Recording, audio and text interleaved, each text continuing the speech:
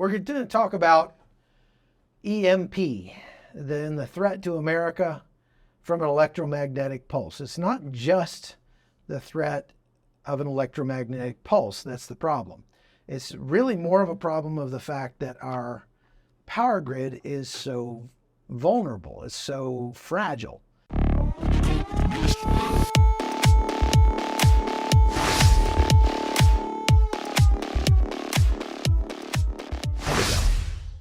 The United States power grid is, well, it's old. We were one of the first countries to put in a power grid, and we built it to last, and last it has. But because of that, we now have something like 2 million miles of power lines in this country, and the transformers that up the voltage, send it over the power grid, and then step down the voltage before it goes to your house, and then step it down even further before it enters your house. Those step up and step down transformers are high voltage and ultra high voltage transformers are very old. They're approaching 50 years old for many of them. And these things are not easily fixed. All of them are custom built. So you can't, have a supply of these sitting in a warehouse somewhere that you could just replace. If something were to happen that would knock out even, there's something like 2,100 of those in the United States. But if something happened that would knock out even 15 of them, you're talking about a massive, massive problem in the United States. Those things take 18 months to 3 years to build. There are some places in the United States that can build them, but we typically don't. Almost all of them are built either in Germany or South Korea. I spent 6 months in Ukraine in 2022. Had my wife and my daughter with me for some of that time, living in Kyiv. And we were there in the wintertime when the Russians were trying like heck to knock out the power grid. The Ukrainians had this amazing team of guys that was like a pit crew. The power would go out, those guys would spring into action, and they would put that thing back together in just no time flat. They were really amazing. They got so good at it. And I did a report on it. I finally figured out why they're so good at it, because Ukraine had told them, we don't care how you do it, just get the power back on. If they had to do it by the book, it would have taken them literally years to get the power back on.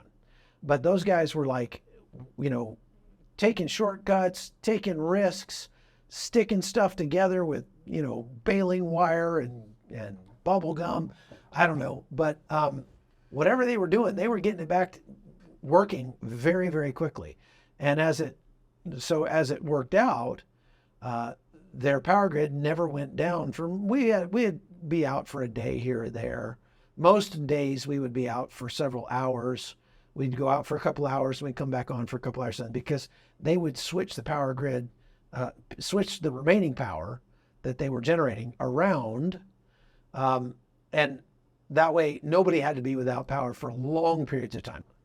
The question is, if you live in the United States or Europe or Australia, someplace like that, what would happen if the power got knocked out, either intentionally or accidentally? Would your country allow its people to cut corners and do whatever it took to get the lights back on? In the United States, I can tell you, because I've done some work with these guys, they don't allow that. But what happened if the power goes out for 6 months or 2 years?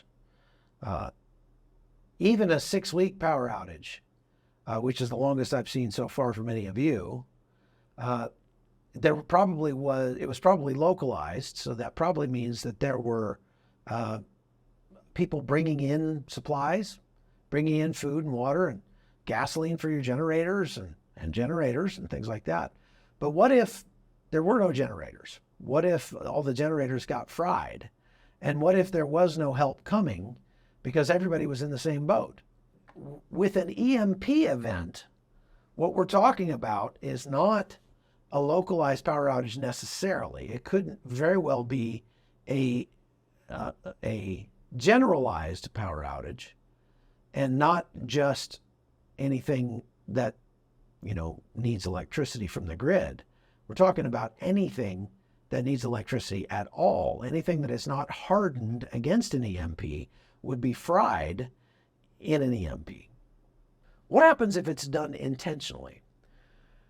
Most of our adversaries and enemies around the world, to include China and Russia, North Korea, and Iran, have the capability to cause an EMP to take place by detonating a nuclear bomb in the stratosphere above the United States or above whatever country you live in. It doesn't even take a tremendous level of sophistication. The spy balloons that the Chinese were floating over the United States as early as January a year ago could easily have carried a tactical nuke that would have knocked out power for most of the eastern seaboard. And some people believe that they were a dry run to determine the weather currents and wind currents and all that, to determine whether the feasibility of doing just that. It wouldn't take a weather balloon, though. Those are not very reliable. A satellite could do it. And as a matter of fact, North Korea has several times flown a satellite over the United States on the exact trajectory from south to north that would be required to knock out power over the eastern seaboard with a nuclear bomb. They've done that. They figured out that we have the Star Wars system that looks out over the north, east, and west of America, because and that's in order to determine that if Russia were to shoot a missile at us, we could detect and even shoot down a missile like that that's coming in, because if it came in from Russia, it would come in most likely over the North Pole. So we have the capability to detect and even shoot down a satellite or a missile coming from those directions.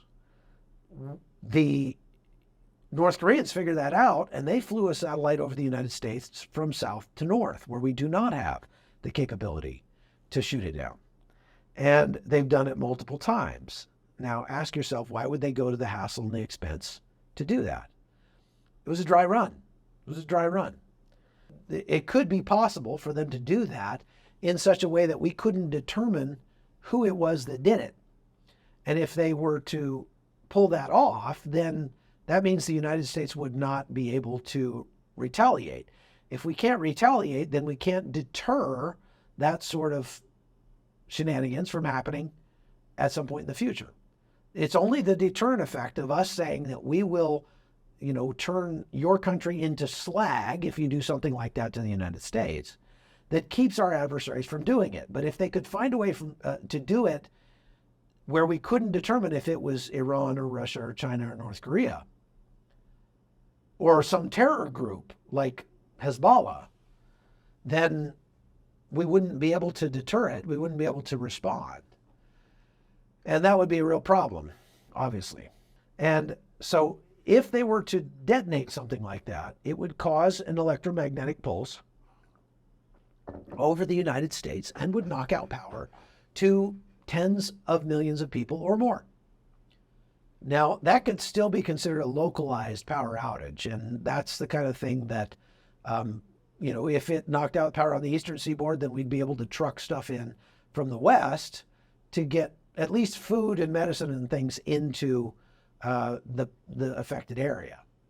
If it was a big enough explosion, though, it could knock out power for the entire Western Hemisphere, at least the northwestern hemisphere. And either way, it would bring America to its knees.